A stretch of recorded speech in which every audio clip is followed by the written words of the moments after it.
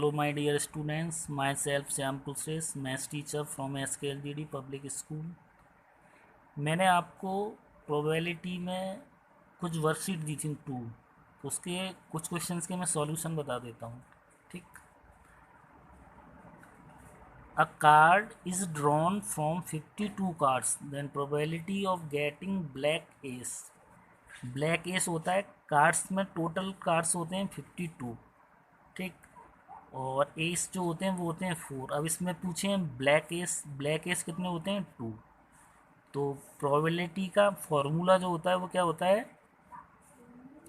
Favourable outcomes upon total possible outcomes. ये मैंने short में लिखा है समझाने के लिए, आपको पूरा ही लिखना है। ठीक है, तो 2 फेवरेबल था और टोटल पॉसिबल कितना था 52। तो आंसर इसका क्या हो गया 2/52। सेकेंड थर्ड आप अपने आप करना। फोर्थ देखिए, a bag contains 4 green, 5 black, 10 red balls, then probability of getting that one drawn ball is not green।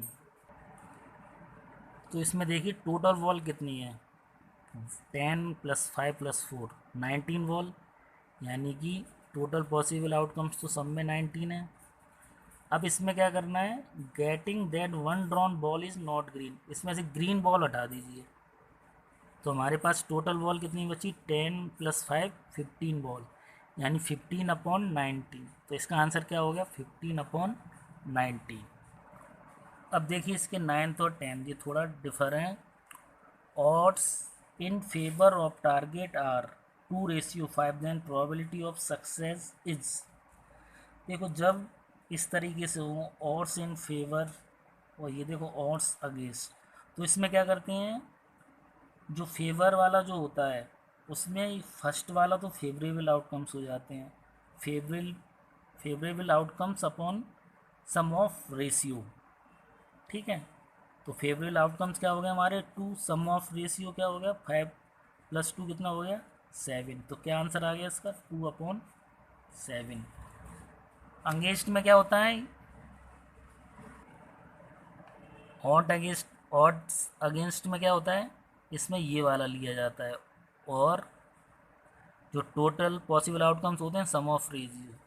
तो फेवरेबल आउटकम्स क्या हो गए, फेवरेबल आउटकम्स 8, और सम ऑफ रेशियो 8 + 5 कितना हो गया 13। तो आंसर क्या हो गया 13। बाकी ये क्वेश्चन आप अपने आप करना, मैं आंसर शीट आपको सेंड कर दूंगा व्हाट्सएप पर। और अब दूसरी वर्कशीट थी हमारी फिल इन द ब्लैंक्स के बेस्ड, उसको भी मैं आपको समझाता हूँ। दूसरी वर्कशीट थी ये fill in the blanks. Probability of non occurrence of an event equal 1 minus, तो यहाँ क्या आ जाएगा, प्रोबेबिलिटी ऑफ ऑकरेंसी। ठीक है, देखो इसका एक फॉर्मूला होता है, probability of event plus probability of not event equal 1। ठीक है, अब देखो इसमें क्या पूछा था, नॉन ऑकरेंसी, यानी कि ये पूछा हुआ था। इसकी वैल्यू क्या हुई, जब इसको आप दूसरी साइड ले जाएंगे तो ये क्या हो जाएगा माइनस में हो जाएगा, वही हमने लिख दिया। ठीक है, इसकी पूरी डिटेल आप क्लास 10th में पढ़ेंगे। ठीक, probability of impossible event, impossible होता है वो 0 होता है। थर्ड फोर्थ अपने आप करना। Fifth, probability of an event can not be more than, probability की इवेंट जो होते हैं वो 1 से बड़े नहीं हो सकते हैं। ठीक, और 0 से छोटे नहीं हो सकते हैं। Probability of an event can not be less than 0, probability of an event can not be more than 1, probability of getting a number less than 7 in a single throw of a dice में कितने number होते हैं, total 6 होते हैं, यानी total possible outcomes कितने हो गए। अब इसमें क्या पूछा है, 7 से छोटे, यानी 7 से कम क्या हो गया 6, 6 से 6 कटा क्या हो गया 1। Probability of getting neither head not tail in a single throw, of a coin, अगर एक कॉइन को छाला जाता है, अगर उसमें ना ही हेड आएगा ना ही टेल आएगा, तो प्रोबेबिलिटी क्या हो जाएगी, जीरो हो जाएगी, क्योंकि हेड या टेल तो आना ही है, या तो हेड आएगा या टेल आएगा। ठीक है, मैंने 10 तक कराए थे। ठीक है, देखो ये एक वो है, डेफिनेशन है, सेट ऑफ टू और more elementary events of some outcomes is known as जो हो जाएगा कंपाउंड इवेंट,